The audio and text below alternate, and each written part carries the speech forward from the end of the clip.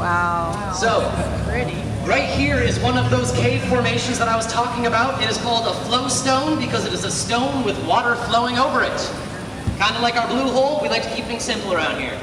So this is slowly layering that calcite, layer by layer by layer, and it's building the flow stone. So this is like a living organism almost, but it's not actually living, it's just growing. Now you might see three different colors here. There's this peanut buttery brown, there's this green color over here, and there's this dark brown here. This peanut buttery brown is healthy flow stone. We actually call that travertine. Anybody watch HGTV here? Yeah, so you know what travertine is? Yeah, they love it on that show. They use it on kitchen tiles, kitchen countertops. All of that travertine is coming from different caves because the minerals inside of our caves are protected by Kentucky state law. Right over here we got that green color. That's just some algae from the light. It's not really great for the rock, but it's also not bad for it, so we don't really need to do a lot about that. But right here, this nasty dark brown black color is a pollution scar. So back in the 1930s, the road above us was not there. It was actually all cow pasture. And I will spare you all the details, but that's what that is. Do we have any questions about the flowstone before we move on? All right.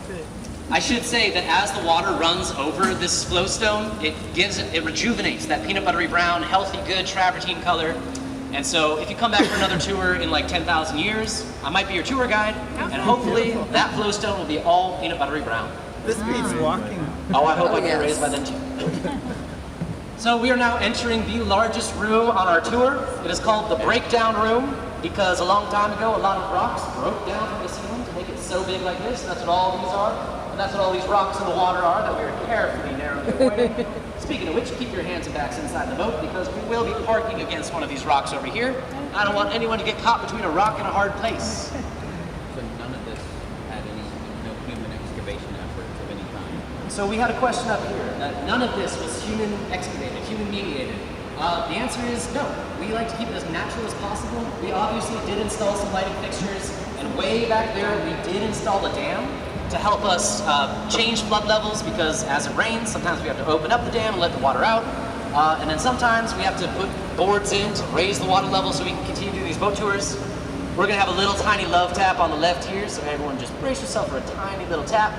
Keep your hands and backs inside the boat. But no, this is all dissolved from the river over thousands and thousands of years. The cave is about 20,000 years old. Did anybody feel a cold drop of water as we were passing through that section? That's so great. That's good enough. Oh, I just got one myself. Looks like this rock's giving us some love. It's called a cave kiss. That is good luck. If anybody got a warm drop of water, that's called a bat kiss. Not as lucky. But as I said, you don't really need to worry about bats in the cave. If you were to see any bats, they'd be right up here. But hibernation is ending, so they're typically all out in the valley. I don't see any bats right now. We've got three kinds of bats here in South Central Kentucky. There's the tri-colored bat, which is like a tiny little chicken nugget. We've got the big brown bat and the small brown bat. But as I've said many times, none of them will probably be inside the cave right now. Now, all of these cave kisses are going to be falling from our massively huge stalactites. I'm being a little bit sarcastic because our stalactites are kind of embarrassingly small. It's okay, you can say it, we know. This is our biggest stalactite right here. It's called the Praying Hands. It's about 2.5 feet long. Does anybody have any ideas why our stalactites are so small compared to other caves? Maybe the Someone says they're vibration. young. So what? Vibration. Vibration. Any other suggestions? Water? Water? Someone say water? Yes. Yes, you are correct. Ding, ding, ding. Winner, winner, chicken dinner. And technically, by proxy, they are also young. Our stalactites don't get the chance to get much bigger than they currently are because the water level about every 100 years, we have a flood that gets the river from here up to the ceiling. And chunks of debris like branches and tires and whatever other garbage falls into that water comes careening through here and gives our cave haircuts.